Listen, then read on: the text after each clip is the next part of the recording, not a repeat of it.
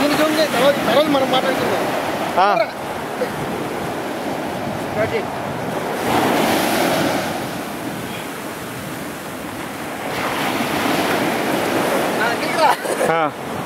చూడండి, ఇది jelly fish Miami beach నుంచి చనిపోయి ఇక్కడికి వచ్చి పడింది. దీని ప్రాణాలతో ఆల్మోస్ట్ చనిపోయే అవస్థలో ఉంది.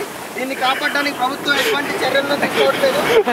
ఇక్కడ ప్రభుత్వం కూడా మన ప్రభుత్వంలానే ఈ జీవుల్ని, మూగ జీవుల్ని ఇట్లా తాకులకి గద్దలకి వదిలేసాయి.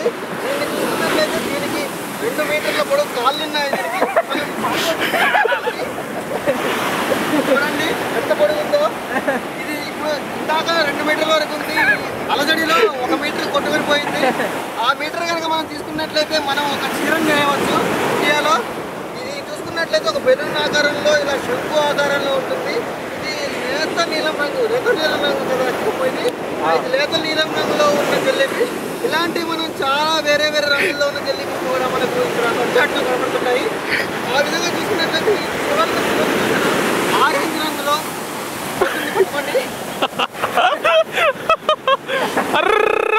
ప్రాణాలు కొద్దిగా వస్తున్నాయి. అప్పుడప్పుడు వచ్చి తచ్చడిపోయే అల్ల వల్ల దాని ప్రాణాలు రావచ్చు అనుకుంటున్నాం. దానికి మేము చాలా దాని ప్రాణాలు కాపాడడానికి ఎంతో ప్రయత్నించాము.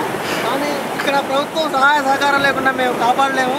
ఎందుకంటే ఇక్కడ రూల్స్ అండ్ రెగ్యులేషన్స్ ఒప్పుకోము. మేము ప్రాణాలు కాపాడడానికైనా తీయడానికైనా కానీ ఆ విధంగా చూసినట్లయితే అక్కడికి పోతే ఒక మనిషి ఆకారంలో ఉన్న జెల్లీ ఫిష్లు కూడా ఉన్నాయంట. అది మనుషులు కూడా తింటాయంట.